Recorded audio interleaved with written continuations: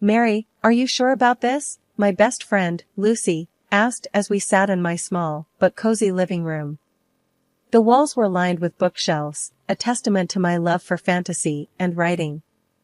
I sighed, pushing a lock of hair behind my ear. About marrying Alex? Yeah, I am. But his family? That's a whole different story. Lucy raised an eyebrow, her skepticism clear. Especially his mom, huh? I nodded. Mrs. Thompson, Alex's mother, she's something else. Always prying, always judging. And don't get me started on the wedding plans. The doorbell rang, and in came Mrs. Thompson, as if on cue, with her usual air of self-importance. Mary, dear, we need to talk about the wedding dress, she said, barely a hello. I braced myself. What about it, Mrs. Thompson? She waved a dismissive hand. The one you chose, it's just not suitable. I found the perfect one yesterday. It's only a bit over your budget. A bit? I asked, dreading the answer. Well, it's double your budget. But it's worth it, she declared, her tone leaving no room for argument. I exchanged a helpless look with Lucy. Mrs. Thompson, I can't afford that. Nonsense, she snapped. It's your special day. You can cut corners elsewhere. This dress is a must. Feeling cornered, I reluctantly agreed. It was easier than arguing. The next day, we went to the bridal shop. The dress was indeed beautiful, but the price tag made my stomach churn. As I tried it on, Mrs. Thompson gushed over how stunning I looked. It's settled then, she said, clapping her hands together. We'll take it. I hesitated. But the price, Mrs. Thompson. Don't you worry, she interrupted, I'll help you out. Consider it my gift to you. Relief washed over me. Maybe I had misjudged her. Fast forward to the wedding day, the dress was a hit. Everyone complimented me, and I felt like a princess. But after the wedding, when I approached Mrs. Thompson about the dress payment, she conveniently forgot her promise. Mary, dear, I never said I'd pay for the whole thing.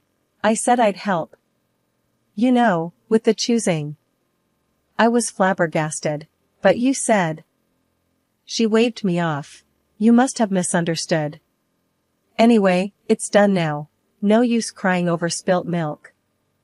I stood there, feeling cheated and foolish. Lucy was right.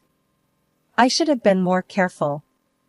It was a Thursday, just like any other, except it wasn't. I was in my home office, the smallest room in the house, cluttered with my writing stuff. The only place where I could find some peace, or so I thought. The sound of the doorbell shattered the quiet. I knew who it was without even looking. Mrs. Thompson had this habit of showing up unannounced, as if our house was a public park. Mary, dear, I'm here, she bellowed from the living room, not bothering to wait for me to answer the door. I took a deep breath, preparing myself for the ordeal ahead. Hi, Mrs. Thompson, I greeted, trying to sound pleasant. Oh, there you are, hiding in your little room, she said, peering around with a look of disdain. You really should get out more, dear. I forced a smile. I'm actually quite busy with my writing. Writing, schmitting. She waved her hand dismissively. You need to live a little. Now, where's the remote? I want to catch my show. As she plopped onto the sofa, turning on the TV, I couldn't help but feel a surge of irritation. My home was turning into her daytime retreat. Mrs. Thompson, I was hoping to get some work done today, I said, trying to sound firm yet polite. She looked at me, her eyebrows raised. Oh, don't be silly. Your little stories can wait. I need to relax. You know, I saved so much on my electricity bill coming here. I was at a loss for words. The audacity was astounding. And to make matters worse, she headed straight for the kitchen next. What's for lunch, Mary? I'm starving, she called out, rummaging through the fridge. I followed her, my frustration growing. Mrs. Thompson, I haven't prepared lunch yet. I was planning to eat later. She shrugged, pulling out ingredients. no problem, I'll make do with whatever you have. You should really stock up better, though. There I was, watching her take over my kitchen, using my groceries. The sense of intrusion was overwhelming. Alex walked in just then, home for lunch. "Mom, what are you doing here?" he asked, surprise evident in his voice. "Just visiting, darling. Mary and I are having a lovely time," she lied smoothly. I glanced at Alex, hoping he'd say something, but he just shrugged and sat down, turning his attention to the TV. It was clear where he stood, or rather, where he chose to sit, firmly on the fence. The sun was setting, casting a warm glow into my small home office. The walls, lined with shelves of fantasy novels and manuscripts, seemed to close in on me as I sat there, typing away. My world of mythical creatures and grand adventures was a sharp contrast to the reality I was living. The door to my sanctuary burst open with a force that made me jump. Mrs. Thompson stormed in, her face twisted in a mix of disgust and irritation. "Mary, what in the world are you still doing cooped up in here? It's like you're married to that damn computer. There's a real world out there, you know," she exclaimed, her voice laced with contempt. I sighed, pausing my typing. "Mrs. Thompson, I'm working. This is my job, my career." She let out a derisive snort. "Job?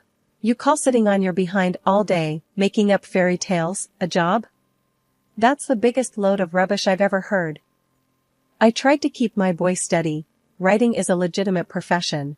I'm a published author. It's not just a hobby." She rolled her eyes dramatically. "Published, schmublished. All this nonsense about dragons and magic wands. It's child's play. Get a real job, contribute something useful to society." Her words were like a barrage of arrows, each one striking its mark. Before I could muster a response, my husband Alex walked in, his expression mirroring his mother's disapproval. "What's the racket about?" he asked, leaning against the doorframe. "Your wife here thinks she's doing the world a favor with her silly stories," Mrs. Thompson said, waving a dismissive hand at my computer. Alex's gaze fell on me, cold and judgmental. "Mary, Mom's right. This isn't a real job. When are you going to stop living in this fantasy world and do something worthwhile?" I felt a knot form in my stomach. "Alex, I am doing something worthwhile. I'm a writer. My books are sold internationally." He let out a cynical laugh. "International? Please, don't make me laugh. How much do you even make from these so-called books?" "It's a joke." I clenched my fists, trying to control the rising tide of anger and frustration. "My writing does contribute. It's not just about the money. It's my passion, my life's work." Alex shook his head, an expression of mock pity on his face. "Passion won't pay the bills, Mary. It's time you grew up and got a proper job, one that pays regularly." The conversation was going in circles, their words cutting deeper each time. I felt like I was being suffocated, my dreams and aspirations trampled under their relentless criticism. "Look, I don't need this," I finally said, standing up. "I don't need to justify my career to anyone." Alex raised an eyebrow. "Oh, so now you're getting defensive? Classic. When you can't face the truth, you just run away." I bit back a sharp retort, knowing it would only fuel their fire. Mrs. Thompson, sensing my defeat, added one last jab. "Think about what we said, Mary. It's for your own good. You can thank us later when you're living in the real world." With that, they left, leaving me alone in my office, surrounded by my books, my work, my world. But their words echoed in the room, each syllable a reminder of how little they understood or respected me.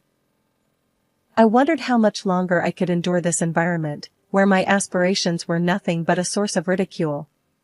The future, once bright with possibilities, now seemed dim and uncertain.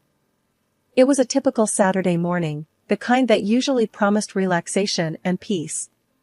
But for me, it heralded the start of the dreaded weekend ritual. The clock had barely struck 10 when I heard the familiar commotion at the front door. It was Susan, Alex's sister, with her 3 kids in tow. "Hey, Mary," Susan called out cheerily as she barged in, the kids already scattering to different corners of the house. Hope we're not too early. I forced a smile, hiding my dismay. No, not at all. Good morning, everyone. Susan, oblivious to my discomfort, plopped herself on the sofa. Phew, what a week. I'm beat. The kids have been driving me up the wall. Thank God for Saturdays, right? I nodded, a sense of resignation settling in. Right. Would you like some coffee? That'd be great, thanks, she said, already engrossed in her phone. As I made my way to the kitchen, dodging toys and narrowly avoiding a collision with the youngest, I couldn't help but feel like an unpaid nanny and housekeeper. By the time I returned with the coffee, the living room resembled a war zone. Susan looked up, unfazed by the chaos. Oh, Mary, could you whip up some of your pancakes? The kids are starving. It wasn't a request, it was an expectation. Sure, I'll get started on that, I replied, my weekend plans vanishing like smoke. The kitchen became my battleground as I juggled pancakes, coffee, and managing the kids. Amidst the flipping and serving, Alex sauntered in, his expression sour. Mary, why do you always buy these expensive ingredients? We need to cut down on expenses, he grumbled, eyeing the breakfast spread. I sighed, trying to keep my frustration in check. Alex, your sister and her kids eat here every weekend. It adds up. He shrugged, dismissive. Well, they're family. You can make do with less fancy stuff. Save some money. The rest of the day passed in a blur of cooking, cleaning, and catering to endless demands. By the time Susan herded her kids out the door, I was drained, both physically and emotionally. As I slumped onto the couch, Alex walked over, a frown on his face. You know, you have to save some money on my nephews and my sister. I looked at him, incredulous. Me? You're the one who never says no to her. And you criticize me for spending too much? He rolled his eyes. Just trying to help you manage better. You could learn to be more economical, you know. The irony of his words was almost laughable. There I was, running a weekend daycare and diner, and he was lecturing me on being economical. I wanted to scream, to tell him how unfair it all was. But I knew it would fall on deaf ears. The house was finally quiet, a stark contrast to the usual daytime chaos. It was my time, the only time I could dedicate to my writing without interruptions. The clock ticked past midnight as I settled into my office, the soft glow of the computer screen my only companion. As I lost myself in the world of my creation, the door creaked open. Alex stood there, his face a mix of annoyance and fatigue.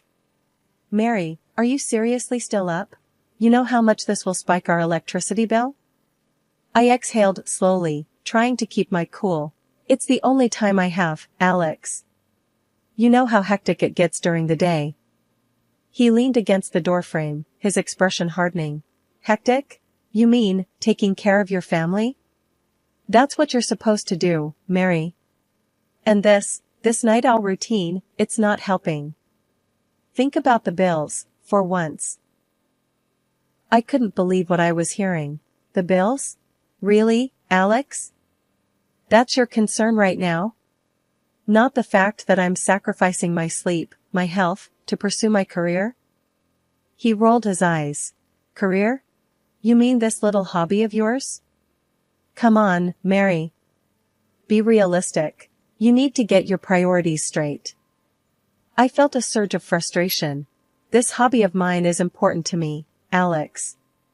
It's my passion, my work. Can't you see that? He shook his head, dismissive. All I see is unnecessary expenses and a wife who's more interested in her fantasies than her family. The hurt from his words was palpable. I stood up, facing him. My writing is part of who I am, Alex. I can't just give it up because you think it's impractical. He snorted. Impractical is an understatement. It's a waste of time and money.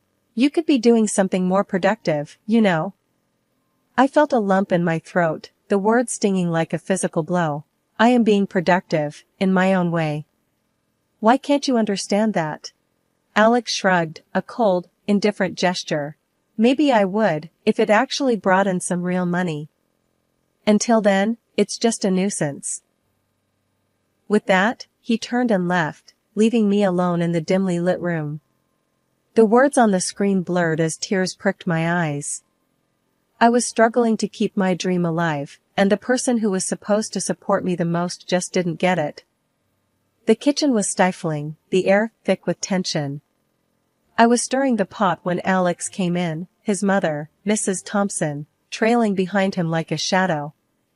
The news he dropped was like a bombshell. Susan and her husband are taking off for 2 weeks.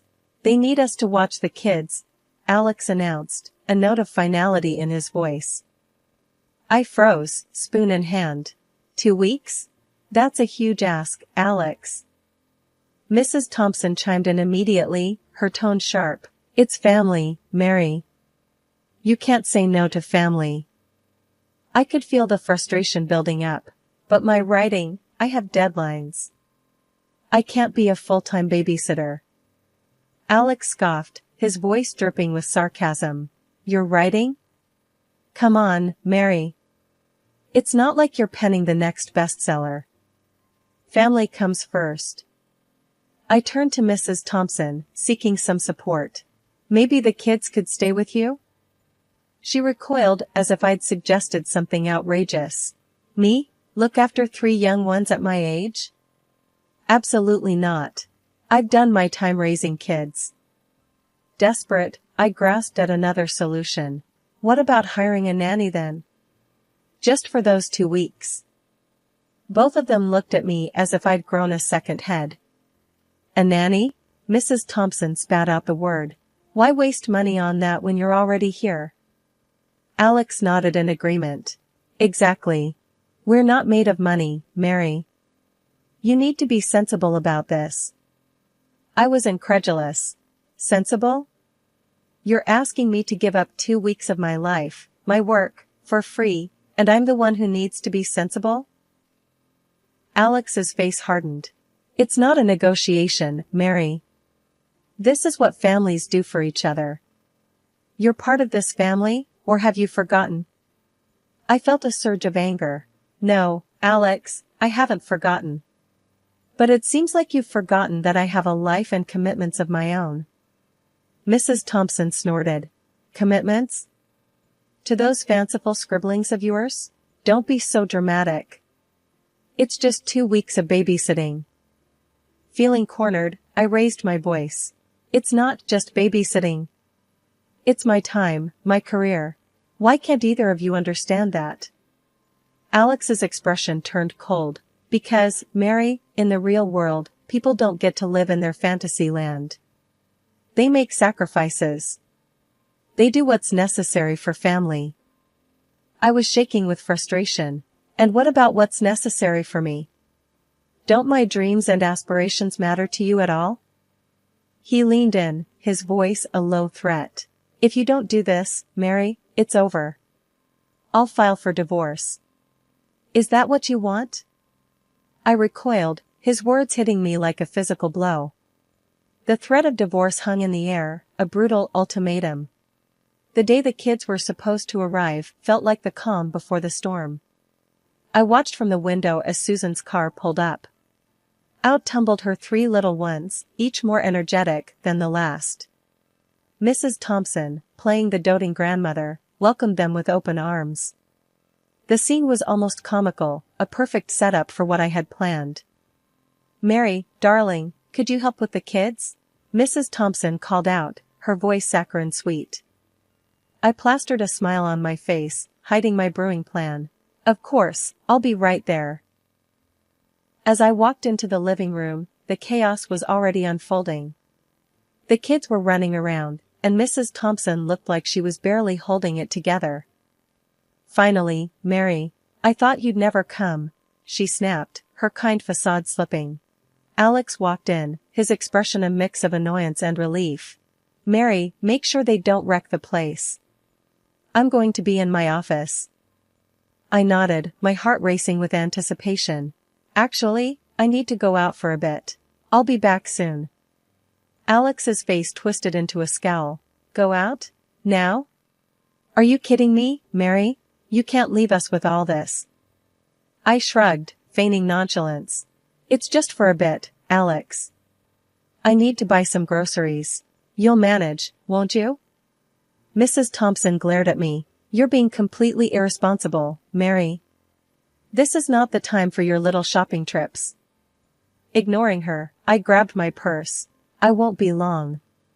Keep an eye on the kids. I couldn't help but let out a laugh as I closed the door behind me. The look on their faces was priceless. I didn't go shopping. Instead, I headed straight to the apartment I had rented days before. I had moved all my belongings there when no one was home. It was my escape, my fresh start. Sitting in my new, empty apartment, I felt a weight lift off my shoulders. The laughter, the sense of freedom was exhilarating. I was finally free from their suffocating grip. I knew Alex would find the divorce papers I left in my office. I imagined his shock, his anger, and I couldn't help but feel a sense of satisfaction. I had taken control of my life again. The phone rang incessantly, messages flooded in Alex, Mrs. Thompson, even Susan. But I ignored them all. I was done with their drama, their selfishness. That night, I lay in my new bed, the silence a stark contrast to the chaos of my former life. I smiled to myself, thinking about Alex and Mrs. Thompson struggling with the kids. It was their turn to feel overwhelmed, to be pushed to their limits. The aftermath of my departure turned out to be more dramatic than any scene from my books. My phone buzzed constantly with updates from various friends who couldn't resist sharing the chaos unfolding at my former residence. One evening, as I sat in my new apartment, the phone rang with an all too familiar number. It was Alex, and from the background noise, I could tell the situation at home was far from under control. Mary, you have to come back. These kids are monsters. Alex's voice was desperate, strained with frustration. I could hear the sounds of things crashing and children screaming.